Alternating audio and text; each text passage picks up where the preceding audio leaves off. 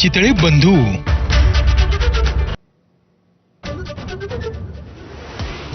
स्थानिक स्वराज्य संस्थांच्या निवडणुकांचं बिगुल वाजणार. थोड्याच वेळात अधिकृत घोषणेची शक्यता. राज्य निवडणूक आयोगाच्या दुपारी 4 वाजताच्या पत्रकार परिषदेकडे नजरा.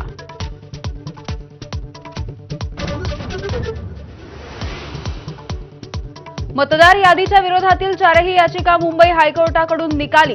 सर्व याचिका फेटाळल्या तर आरक्षण आणि सीमांकन संदर्भातल्या याचिकांवर गुरुवारी सुनावणी.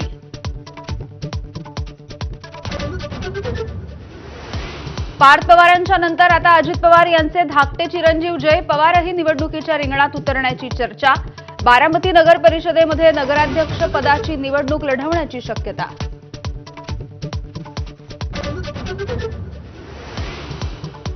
अठरा वर्ष पूर्ण होऊनही मतदार यादीमध्ये नोंदणी होत नसल्याचं समोर.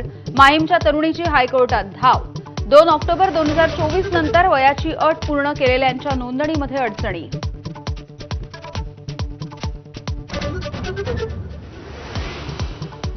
राज्यातील प्रकल्पांच्या डेडलाईनवरून मुख्यमंत्री आक्रमक. प्रकल्प वेळेतच पूर्ण करण्याचे आदेश. अधिकारी आणि कंत्राटदारांना तंबी.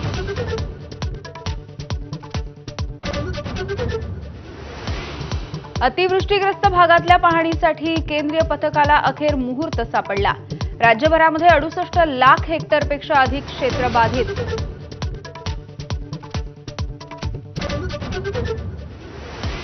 जुन्नर भागामधल्या बिबट्याचं स्थलांतर करण्याचा निर्णय. नरभक्षक बिबट्याला वनताराला पाठवण्याचं नियोजन. तर बिबट्याच्या नसबंदीसाठी केंद्राकडे परवानगी मागणार. मुख्यमंत्र्यांची माहिती.